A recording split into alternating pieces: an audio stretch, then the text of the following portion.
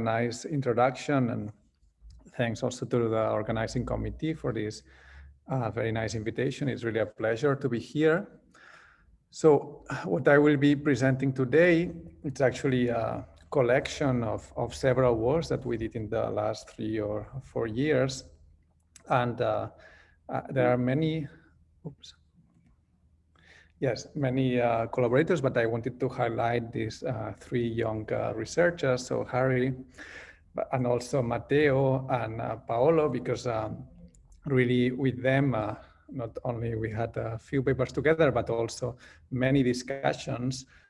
So many of the things I will be explaining to them is really joint work. So let me start. Yes, so I will be first describing how to express work and fluctuations in the slow driving regime. So this is also in collaboration with Janet Anders. Okay, so let's see. The starting point is very general. So we have a system that we can control. So we assume we have a time-dependent Hamiltonian, and this is coupled to a bath, and both direction and the Hamiltonian of the bath are fixed. So in general, this will induce a unitary evolution on system and bath together. And what we are interested in is in the work distribution. Okay, so we start at some initial state of system and bath, we let it evolve, and then we are interested in how much work we put. Okay, so in order to compute the work fluctuations, we use the standard 2-point measurement. So basically, we imagine in a very idealized scenario that we could measure the energy of system and bath together.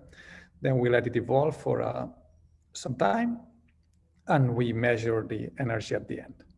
Okay, so this is kind of standard, and you can build from here the work distribution. So it will be the difference of these energy outcomes. And one can see that the moment generating function is given by this general expression. Okay, so by taking derivatives of the moment generating function, we can get the first and second moment. The first moment is very well known and very intuitive. So it's just the h dot, so the kind of the power operator multiplied by the state. So basically this only depends on the state of the system.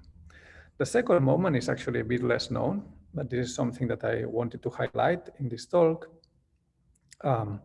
So basically what you can see here is that now actually it will depend on the full system and bath together. So you also need to, well, this indirectly also depends on the bath, but here it's more obvious. And now, then we have also the power operator, h dot, but it's in the Heisenberg picture at 2 different times. Okay, so you see it's a 2-time correlation function. And indeed, this is related to so this will give us the work fluctuations.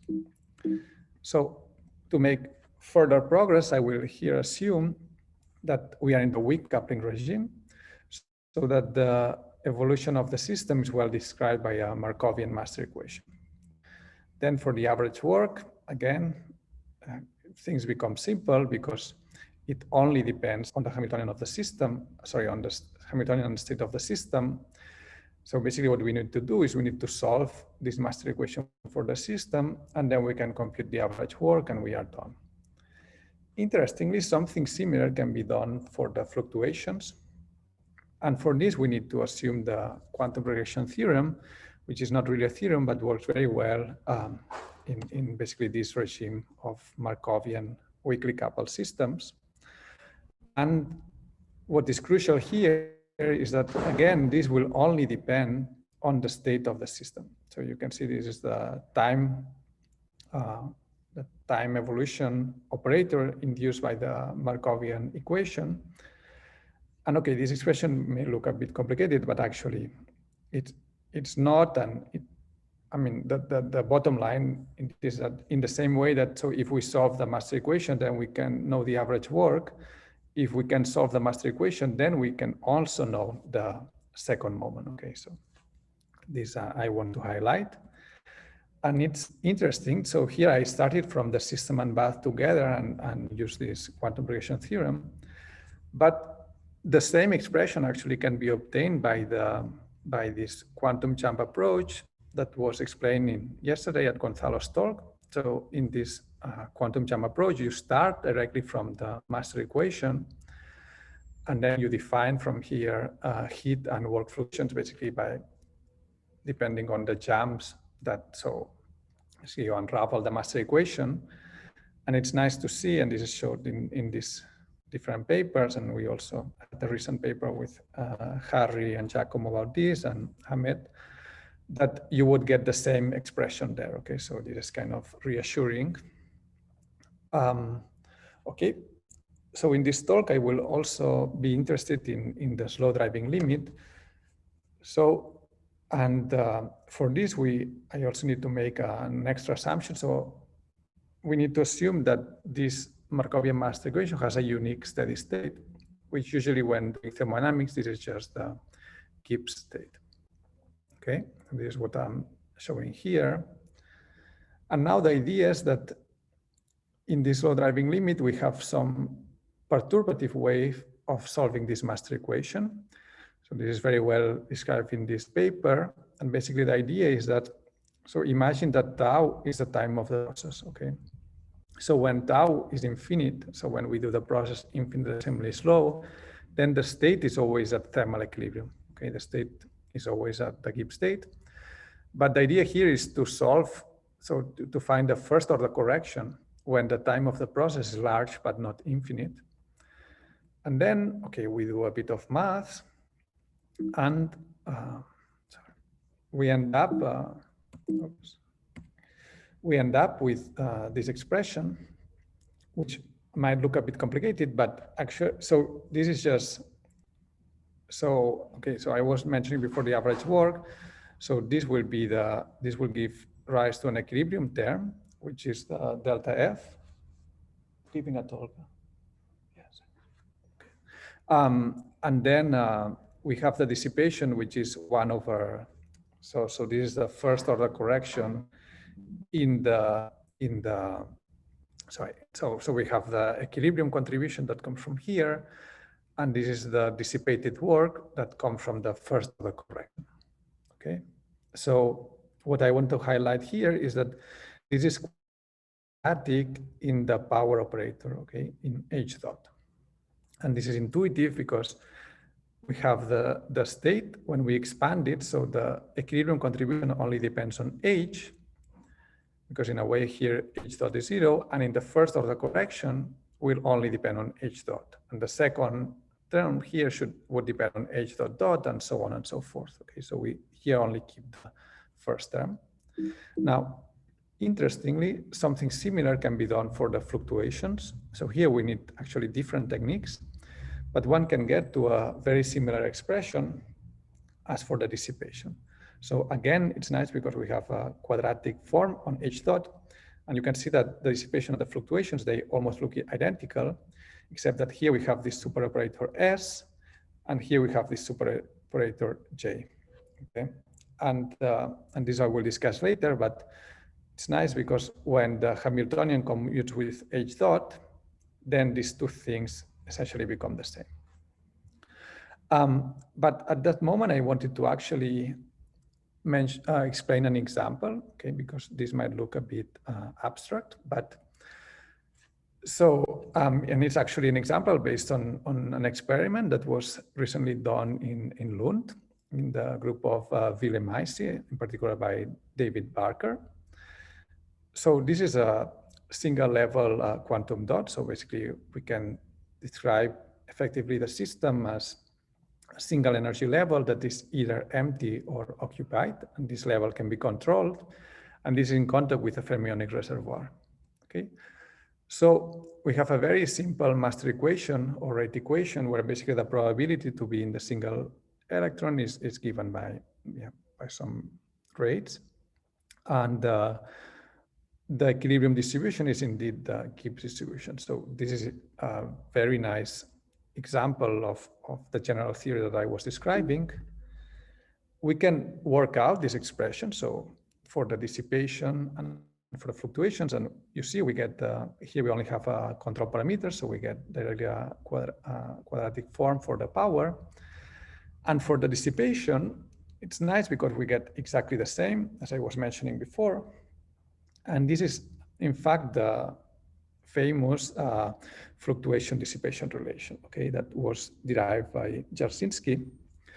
And what this is telling us is that in this slow driving limit, at least for classical systems, the dissipation is proportional to the fluctuations. And we wanted to see how this looks in a real experiment.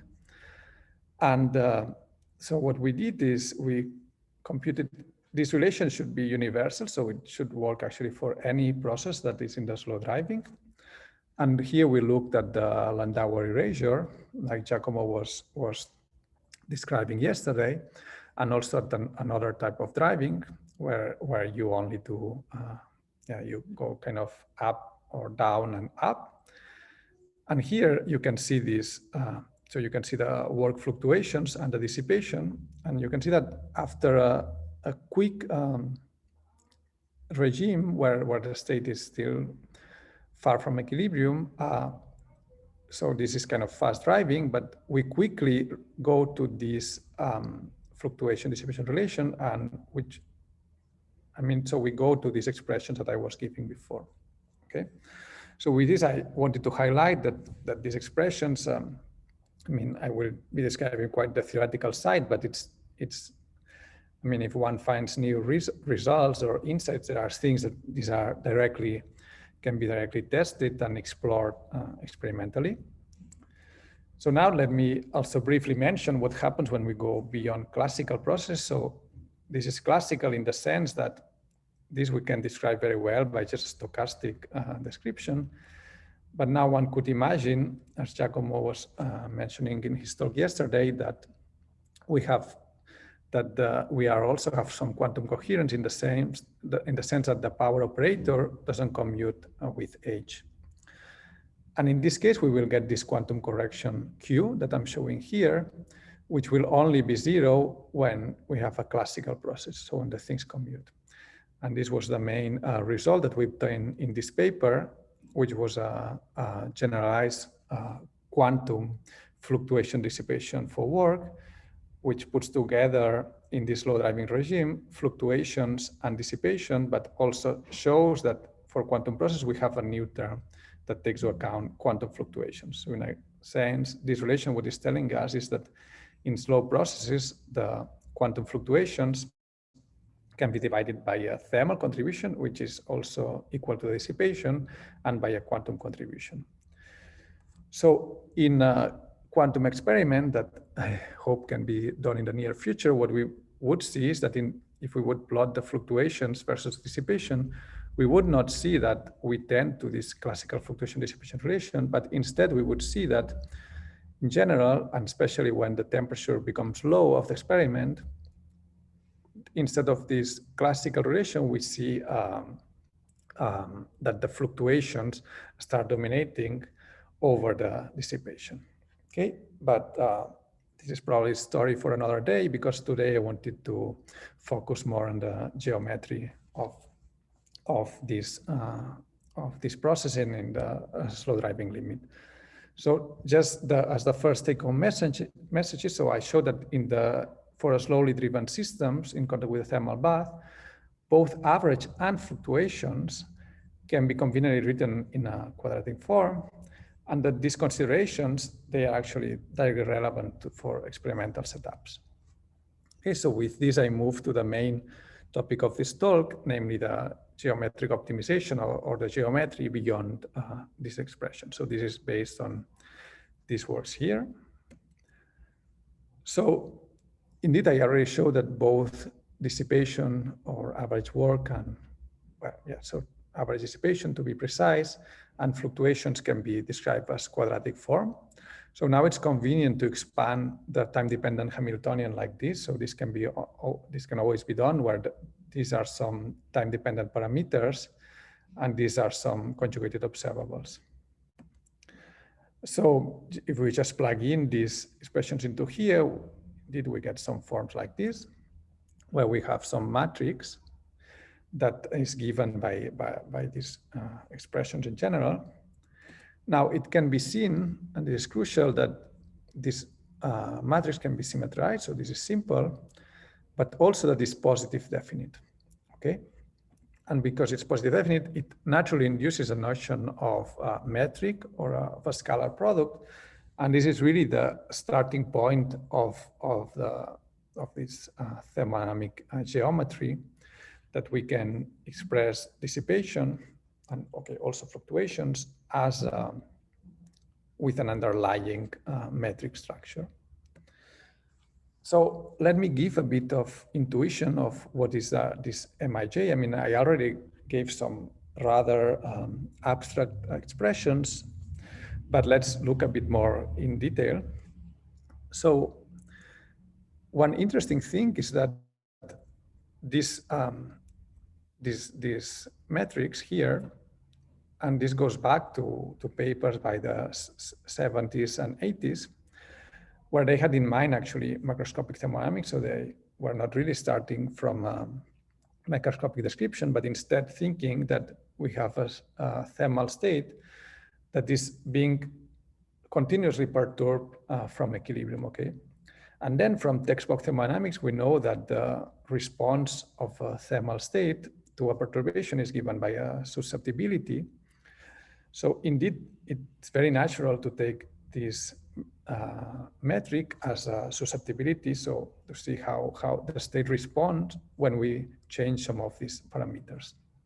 Now, what is nice is that from this more microscopic derivation, what we see is that we obtain this very same metric whenever our observables of interest, they relax to equilibrium exponentially. Okay, so whenever they obey a very simple master equation, a very simple relaxation to thermal equilibrium, then we rederive or we reobtain this standard thermodynamic metric, which is in a more mathematic literature is known as the Kubo-Mori or Bogoliubov of Kubo-Mori statistical distance.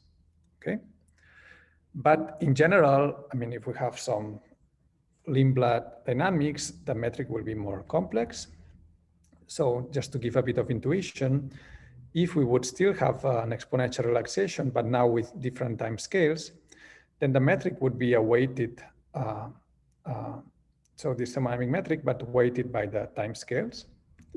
And in the more general case that we have some Lindbladian with some eigenstates, okay, then it's a bit the same, okay? So this metric will be still given by this thermodynamic metric, weighted by some time scales, but now that they are a bit more complex because these right eigenstates can be non-trivial, okay?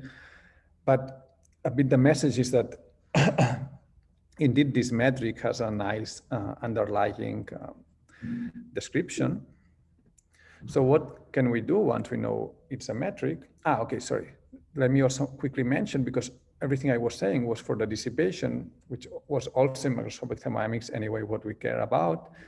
But in the quantum scale or nanoscale, we also will care about fluctuations.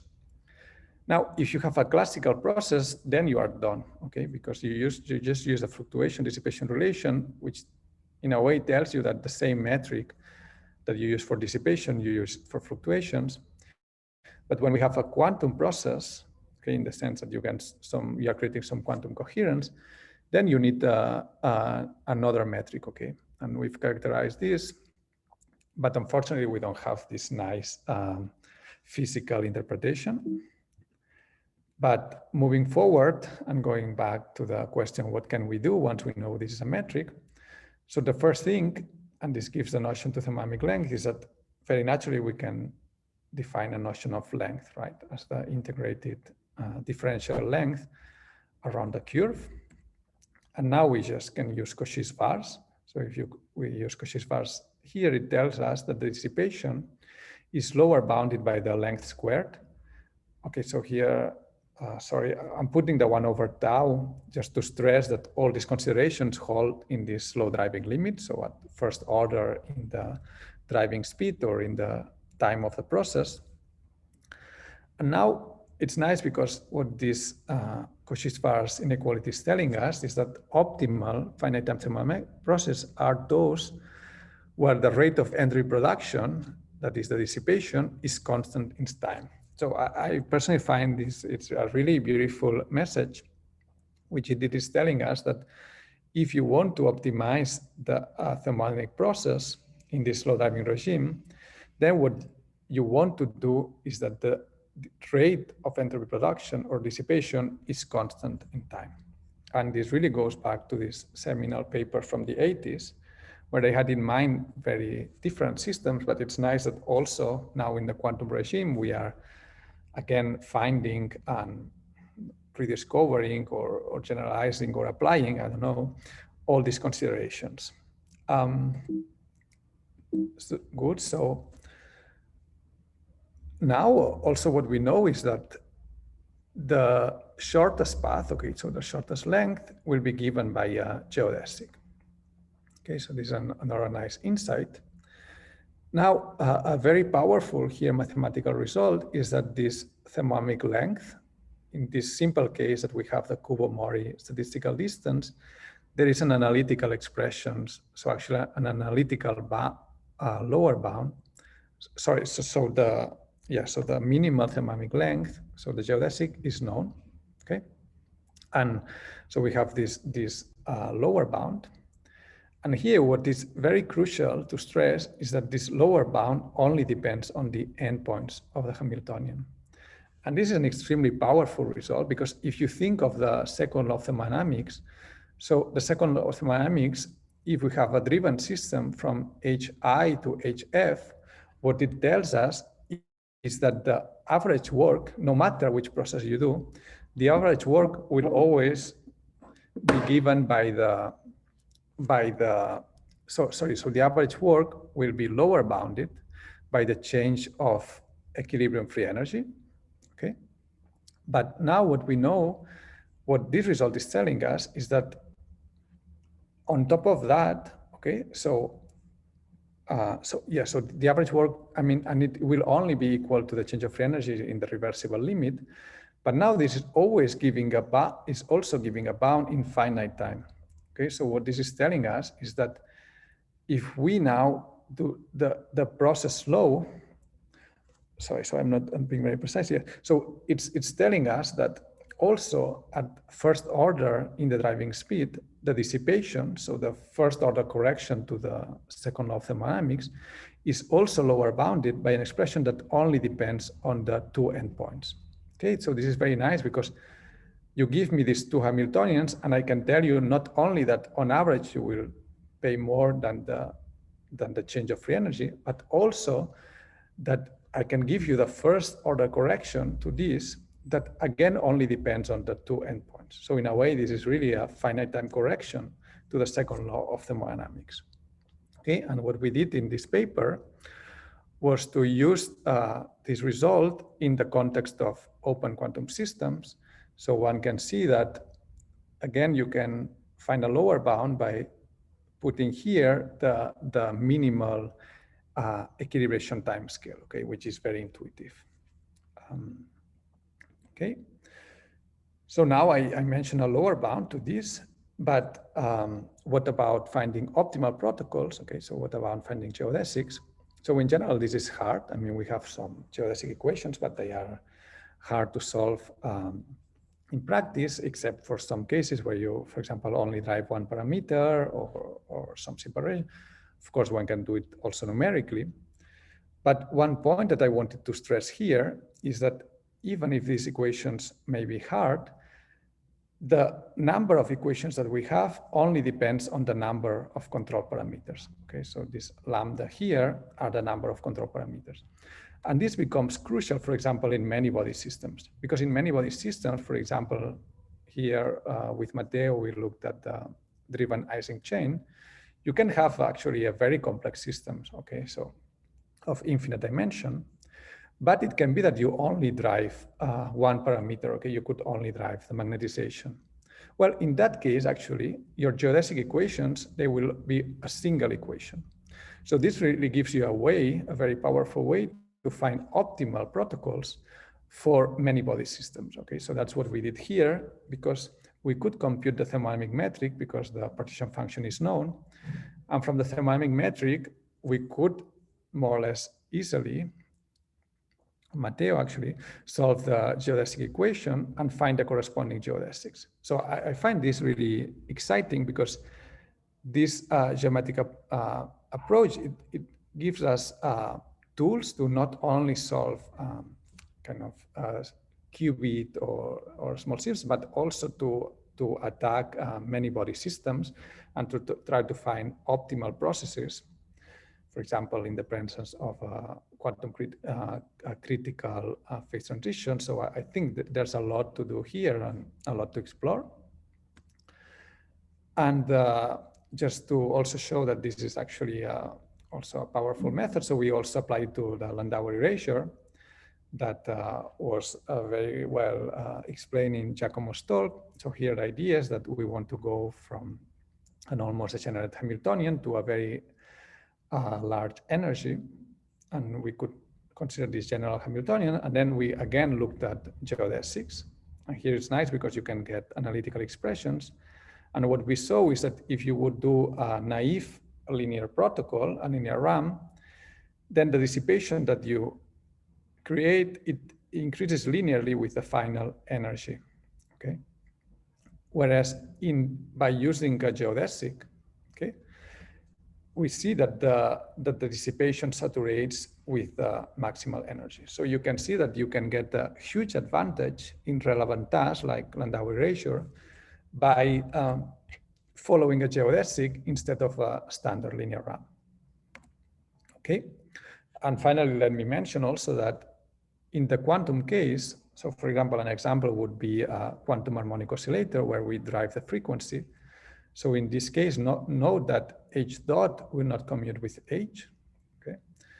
And in this quantum case, what will happen is that actually the geodesic that minimizes dissipation will not be the same as a one that minimizes fluctuation. So this again, I think an unexplored interesting regime where you have a trade-off between dissipation and fluctuations, which only happens for quantum processes. And this is again an example where we looked at geodesics for this driven harmonic oscillator. And you can see that, so basically this is a Pareto front. So these are, here I'm showing a protocol that minimizes dissipation, but there is another protocol that instead minimizes fluctuations at the price of paying more dissipation. Okay, so this is a genuinely quantum effect. And I also wanted to advertise this work by Harry and Mohammad, where they look at this trade-off between work fluctuations and efficiency in thermal machines. Okay, so with this, I got to the main second part of the talk. So now we saw that the fact that we get this quadratic form induces a notion of thermodynamic metric or length, which is a powerful tool to find optimal finite time processes. Okay, so with this, I move to the optimization of a finite time Carnot cycle by using these geometric tools. So here I need to give a bit of details on this cycle. So in the quantum Carnot cycle, this is a schematic representation of it. So here I'm in this blue line, the idea is that I'm in contact with a cold path and I'm changing the Hamiltonian slowly, and also the state is changing. So this would be the isothermal compression or expansion.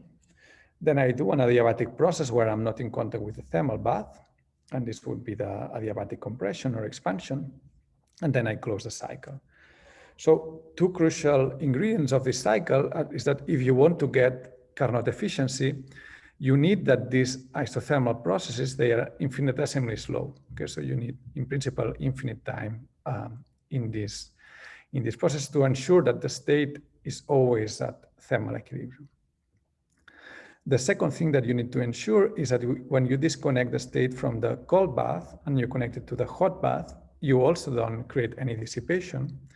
And this can be ensured by this transformation of the Hamiltonian. So it's very easy to see that if you do this transformation, then this is commuting, okay? So the state doesn't really change here.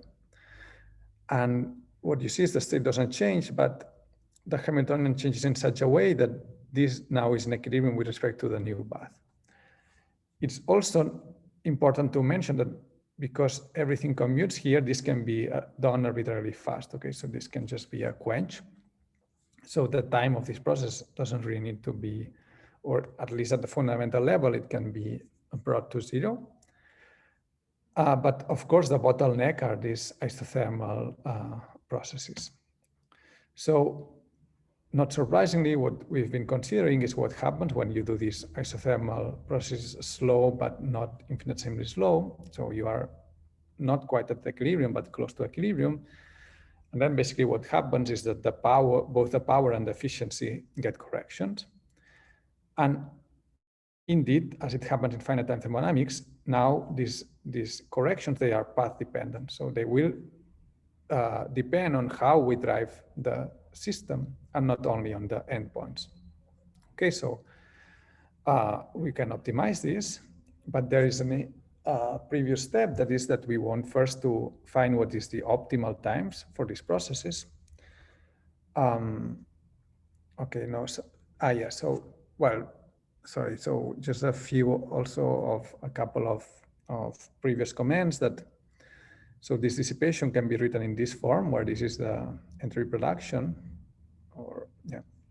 And one can see that, and this is, it's kind of intuitive from the geometric picture, that because we are driving between two Hamiltonians, so as long as the bath, they act on the system on the same way, then if you do a geodesic here, so you do an optimal protocol here, the time, so when you go back, it will basically be the time reverse process, okay? And this is indeed true for this Kubo-Mori metric.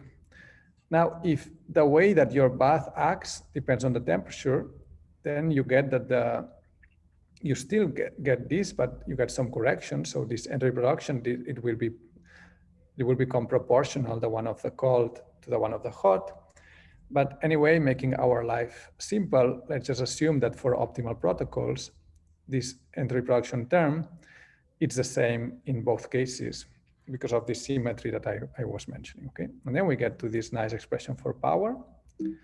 And what we can do is to find what is the optimal power. So this gives rise to a very nice expression where we see that the efficiency at maximum power is given by the Coulson-Arbon efficiency, okay? So this goes back to these famous papers. This can be generalized, okay? So this is the efficiency at maximum power, but you can say, okay, I don't want to, I also care about the efficiency. So of course, Carnot efficiency leads to zero power, but let me say I want the efficiency to be 90% of Carnot or 95% of Carnot. Then you can find the corresponding times that optimize the power, and you get this relatively nice expression, and you can make these nice plots. This is from this paper, where you see this trade-off between efficiency and power. But actually, what we care about, or let me note that all the details of the protocol, okay, of the particular driving that you are doing, they are hidden, or they are, yes, hidden in this term, which is nice because you see that this is really it defines a kind of figure of merit, because for a given efficiency, you can always maximize the power by maximizing this ratio of delta squared divided by 4. This is essentially the entropy production or dissipation. So let's look at this term. Well, this term is challenging, of course, because again, it depends on the particular trajectory that you are doing, but we already discussed a nice geometric approach to deal with this. So actually, from the previous considerations, we are almost done, okay? Because if we assume that this Hamiltonian Hx and Hy, so the endpoints of the process, they are fixed, then what we can use is that this dissipation of entropy production is lower bounded by this statistical length. And this already gives you a solution, because delta S will be fixed by also these two two Hamiltonians, and also dissipation, we can have a lower bound, so we can already maximize this quantity. But then still leaves us with the optimization with respect to the endpoints. So what we actually found is that it's easier to do the full optimization where you also want to see what is the optimal Hamiltonian by expressing this, by looking at this globally, let's say, okay? And to explain how the proof works, so I want to give a bit of an intuition. It's convenient to, so I already told you that this defines a scalar product, but then, okay, then you average over the full path. So you can, in a way, this is a sum of scalar products. So you can also think of this as a scalar product for functionals, if you want, for this particular trajectory that we are doing. So here I'm defining this operator G that is beta times H. Okay, so one can see that indeed you can write the dissipation in this abstract form as a scalar product between trajectories, and playing a bit around, you can see that the same can be done for delta S. Okay, and now we can, as always, use the Cauchy-Schwarz inequality, because I can express this as this scalar product, and also dissipation as this scalar product. And if we use Cauchy-Schwarz, we get this nice inequality. And it's, okay, let me say that, yeah, this, all of that I'm saying, this, that I'm saying now, it holds for this Kubo-Mori metric, okay, for the standard thermodynamic length.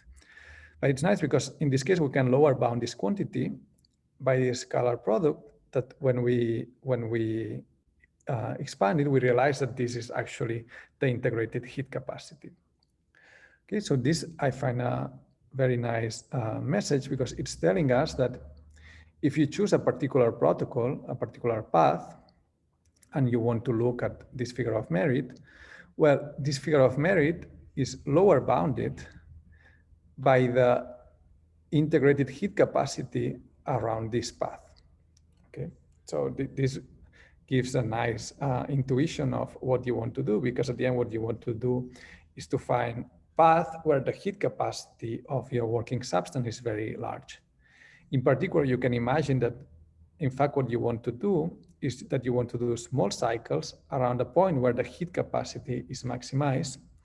So more precisely, the heat capacity divided by the relaxation time scale. So this is I find this a very insightful bound on this figure of merit. Okay, so we can upper bound this by the heat capacity over the time scale, where you see again the crucial point was to use Cauchy-Schwarz inequality once we have these metric expansions. Okay, so just again to give a simple example. So imagine that we have a driven two-level system, which is in contact with two baths. And now you can look at this figure of merit. So, okay, it would be the same to look at the power. And in these curves, what I'm showing is different protocols, okay, where I go from, so this G is kind of the energy. So I go from some initial energy to some final energy, and I couple it to the bath, and I get different powers, different figure of merit. But you can see that any such protocols, they are upper bounded by the maximal heat capacity of this working substance. So you see, it really gives a very nice tool, because imagine that here I just have a qubit system, but I could have a more complex systems. So what I'm telling you is that you don't need to solve, or you don't need to look at all these protocols. You know actually what the protocol is, and you can infer the protocol by just looking at the heat capacity of this system. And this is crucial. Sorry, this is trivial to compute, okay? The heat capacity is just a variance of this two-level Hamiltonian, and this will give you an upper bound on any complicated driving of this system. So of course you can do this for qubits, but you can also do it for more complex systems. And yeah, short summary, so we have that the power, this is the figure of merit, and using these geometric tools, we can replace this by the heat capacity. And in the case, if we have a more complex metric given by some Lindbladian or whatever, then we also have a kind of generalization of this optimization, okay, where this is, one could think of this as kind of a generalized heat capacity over relaxation time scales, okay? So it's kind of a figure of merit, okay? And indeed, this result works for slow driving, and okay, yeah, I will maybe skip these details. But let me just go to something fun that can be done now, because we know that the power now is directly related to the heat capacity of the working substance, which really calls to, so really, now it's really natural to see what happened when we start considering interactions in this working substance, okay? And this is also something that was looked at these two very nice papers by by Verdia and et al. And by Campisi and Fazio, where they asked what happens when you put interactions in the system, and they were looking at the Otto cycle, in fact, for some. And what they realized is that through these interactions, and in particular by putting the system into a critical point, you can make it so that the power stays finite, say the power per particle stays finite, and the efficiency tends to Carnot. And this is also very natural to see from this expression, because you can, if you are in a phase transition, then this heat capacity will grow super extensively with n, so that you can make that this gamma goes to 1 while keeping the power fixed, okay? And basically here, for example, we looked at different levels of control, okay? So we look what happens when you can control some parameters on the Ising chain, what happens when you have full control. So when you have full control, from these papers, it's known that this is the optimal structure. And then you can even get the n squared with the number of constituents. Okay, so this is again a bit on what I was mentioning before, on this relation between this geometric approach and many body systems. And with this, I go to the last part of the talk, where I will show that also the geometric approach can be used for these thermodynamic uncertainty relations that are now extremely popular, both in the classical and quantum stochastic thermodynamics. So this is based on these two papers. So I will go a bit fast here. So in this thermodynamic uncertainty relations, they were initially conceived for non-equilibrium steady state. So here you don't have any driving, but you just look at two thermal baths that they lead to some, yes. So the system is simultaneously coupled to two baths, and this induces some currents. And if you have also different of chemical potential, then you can do some useful work or some useful process. And in these seminal works by Seifert and Pirsonka, I mean, this is one of them. They basically, what they realize is that there's a trade-off not only between power and efficiency, as I was mentioning for the Carnot cycle, but also at constancy or say fluctuations. Okay, so this is a extremely nice result that puts in a single equation power, efficiency, and fluctuations. Okay. And this has been generalized for these steady state engines. And by now, I think there is a very good understanding. Maybe in the quantum regime, actually, there are still nice open questions, but at least for classical systems. Now, when looking at driven engines, actually much less is known. Okay, so there's generalizations of these bounds, but usually what you see is that you can find similar upper bounds, but the upper bound depends on the protocol that you are doing. So this is, of course, not as powerful. So a bit motivated by these previous works, what we did here was to look at these slowly driven engines that they were also proposed by Seifert and Kai Brandner and Saito, where the idea is that so you are, if you want, in contact with a single bath or with many baths, but that you can also change the temperature. Okay, so you can change the temperature continuously and also drive the system. Okay, So by doing both, you can again extract work and you can define some efficiency, okay? And the intuition here is that because you are also, so in this, I mean, they don't need to be slow. In principle, you can apply these definitions to any cycle. But if you change both slowly the Hamiltonian and also the temperature, then you know that you can apply all these geometric tools, so all these tools that I was mentioning before, because the state will always be close to equilibrium. And in particular, you see a very nice fact, which is that both, so the dissipation, the fluctuations, sorry, the dissipation, the efficiency, and the fluctuations, the three of them can be written by this generalized scalar product that I was expressing before. And as always, we use our beloved Cauchy-Schwarz inequality. And directly from the Cauchy-Schwarz inequality, we get a TUR, because this Cauchy-Schwarz inequality is relating dissipation with, so in a way, power, if you want, with fluctuations and entropy production. Okay, so this is really a TUR. And then we can re-express this as a function of the efficiency and the power. And we get a similar form that I was mentioning at the beginning, where again, it's independent of the protocol. So this is also universal TUR that will hold for any protocol. And if we compare this TUR for steady state engines with one for slowly driven engines, we see two differences. So one comes from these quantum fluctuations that I was mentioning at the beginning. So this kind of violation of thermodynamic uncertainty relation. So this brings an extra term, which you can see that only makes the engine worse, okay? Which is kind of expected because, so for the same efficiency and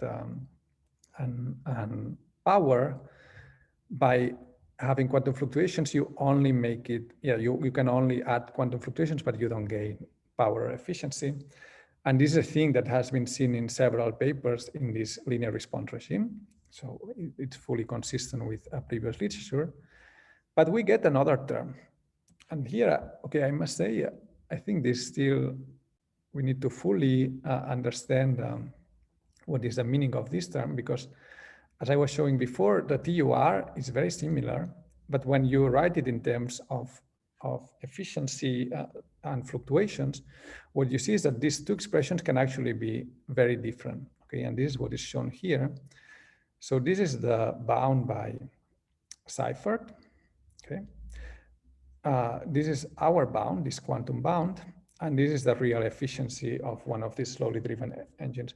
So you can see that, especially in this regime where this equilibration time scale, sorry, it's not clear here, but in the regime where the equilibration time scale is very short, so we are always very close to equilibrium, then as expected, you can get to Carnot, but this bound extremely fails, okay? So if you would naively apply this, it would fail extremely, whereas our bound correctly predicts that you can get close to Carnot by sending the equilibration time scale to 0, which is kind of expected. So with this, I go to the take-home messages. So the first one is that if you ever have a driven system in contact with a thermal bath, so this is a very common situation in thermodynamics, you should not stop at the average level, okay? So there are tools and that allows you also to compute the fluctuations, which is something certainly very relevant for quantum engine or quantum processes. Not only that, but in this law-driven regime, you can express both the average and the fluctuations in terms of an underlying geometry. And this is a powerful tool to optimize. And I showed this by showing a finite time correction to the second law of thermodynamics, an optimal finite time Carnot engine, and a thermodynamic uncertainty relation. And all these considerations, I also gave some examples. They are, of course, relevant for open quantum systems, but also for many other systems. And they can be directly applicable to experimental setups. So with this, I will finish, and okay, let me give some references. And yeah, I think there's a bit of time for questions. All right. Yeah, thanks for that, Marty. That was really comprehensive talk. Well explained as well. So yeah, if we've got any questions, either raise your hand and you can use your mic, or type them out in the chat and I'll read them out. Let's give it a minute.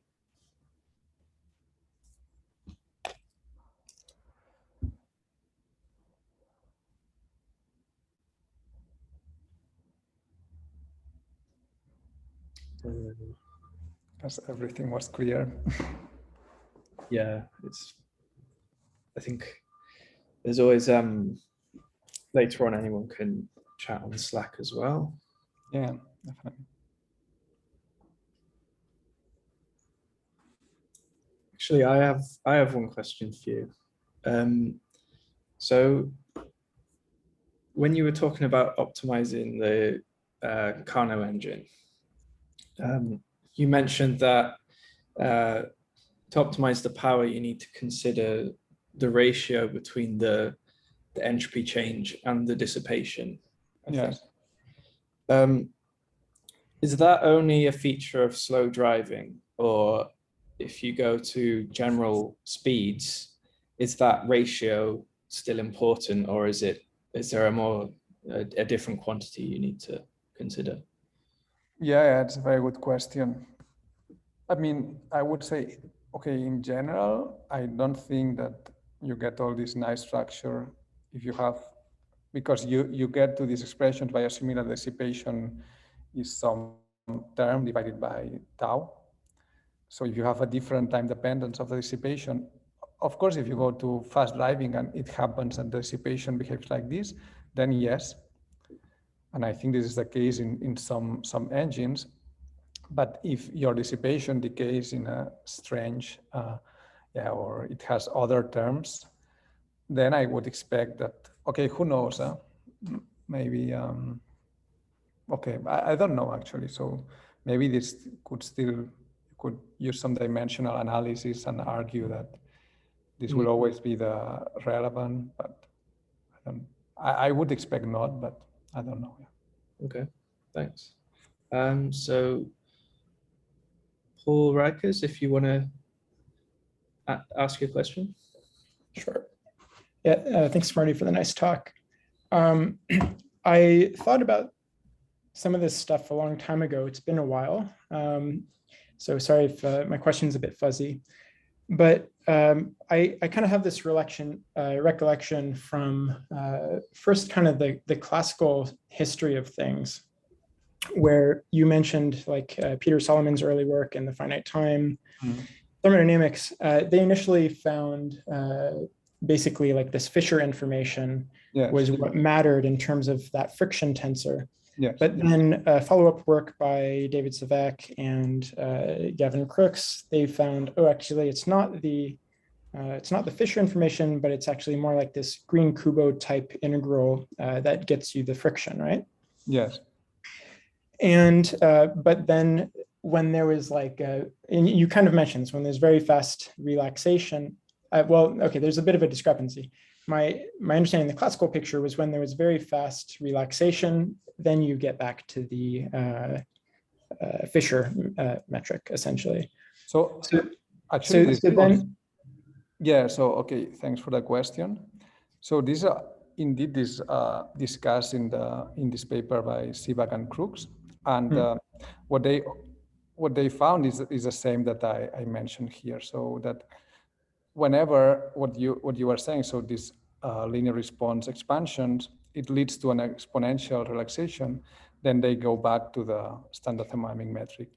And what they did, so they give an expression that is very similar to this one. Okay, so they generalize this in the linear response regime for classical processes. So they also had the thermodynamic metric weighted by some time scales that came from this linear response expansion that you were mentioning. And we did the same whenever you have a Lindbladian evolution.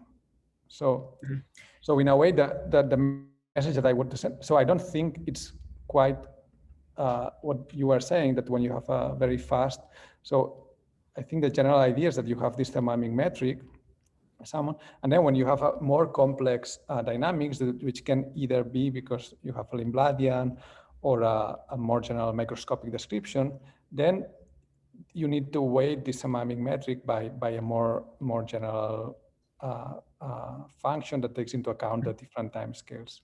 Right. I guess what I was noticing is I was almost scared because the MIJs looked too simple. I was expecting this integral representation, which would have all of the kind of eigen contributions from the Lindbladian rather than just the derivative of the. Well, this is hidden here, okay. It's a bit so that's okay. So maybe this is just like a nice way to represent that with the Drazen. Okay. Yes. Okay. Yeah, I'll take a closer look at it, but thanks for clarifying. Yes, but what you could do, and this, I think it's okay. I think we mentioned in this entry paper, you can also get to a similar, starting from the system bath Hamiltonian and doing linear response. So this is discussed in this entropy paper. So in this entropy paper, we discussed different ways of computing this metric.